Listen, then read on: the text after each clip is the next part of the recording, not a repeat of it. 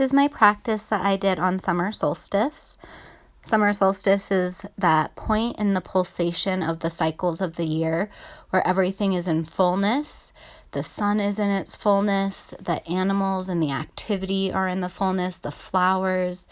It's just that, it's often called the midsummer's day. It's just that full time during the summer.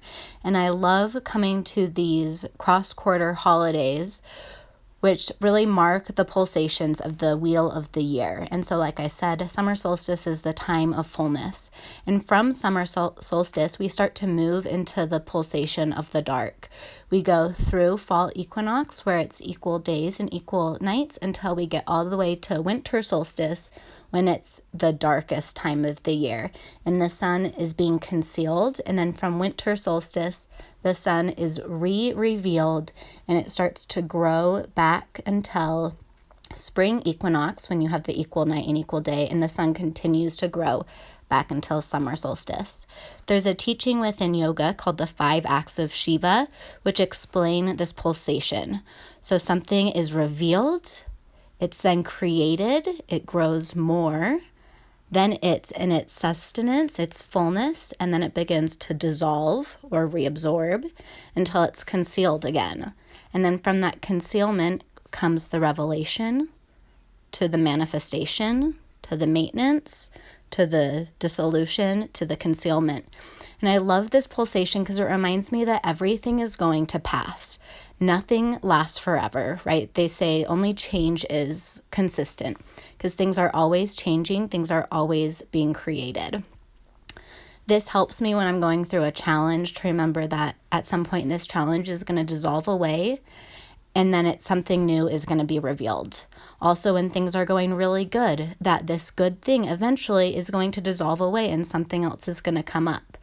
So think for a moment, what in your life is so full right now? What have you worked at? What intentions have you really seeded and let grown and come to this fullness? And can you celebrate that fullness? This is a time of the year to really celebrate the fullness. And then you can also acknowledge what is falling away. Do you have a relationship falling away? Are you about to move? Are you finishing a book? Like, there's always things that are being dissolved in our life. And then what is in the mystery? What is like being sown that you don't even see yet? What is going to come into revelation soon? You can even see this within a pose, right? So when you're not doing a yoga pose, everything's concealed. Like right now, while you're watching this, you could bust out a pose at any time and it would be revealed. So when you come into the pose, you're revealing it, then you're creating the pose, then you're using your muscles to hold the pose in its fullness. And then as you start to come out of the pose is dissolving away until you're out of it and then it's being concealed. So I hope that this gives you some excitement as we're in this full time of the year and this reminder of this pulsation called spanda. So to what I'm doing in the poses, I've been using this strap that's so cool. So you take the D ring to the outer edge of, let's say, your right hip, and you want the tail facing to the right. And then you step your foot, your back foot, in onto the strap, and you step that right foot through the strap. So the strap D ring is on the outer edge of the hip. And then when you pull that strap down, you're helping do an Anusara, which we call manual outer spiral. So you're helping to externally rotate that front leg thigh. The front leg always needs more outer spiral. That external rotation will help lift your belly up and root your thigh down, which is really nice to lengthen the psoas.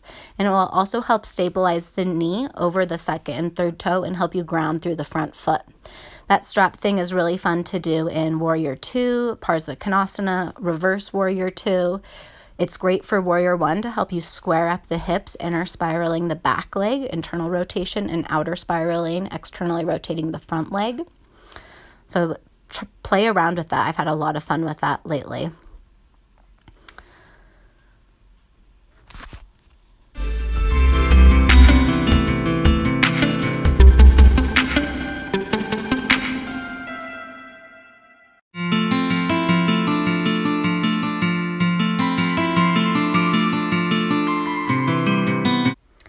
A great journal exercise during the summer solstice could be meditating and journaling on these 5 pulsations, asking yourself where you are at each of these different stages, what's being revealed in your life, what's being maintained, what's in its fullness, what's dissolving away, and what are some of the possibilities that are being concealed. Remembering that this too shall pass. It will always pass. The pulsation is always pulsating in and out, open and close. Thank you for watching.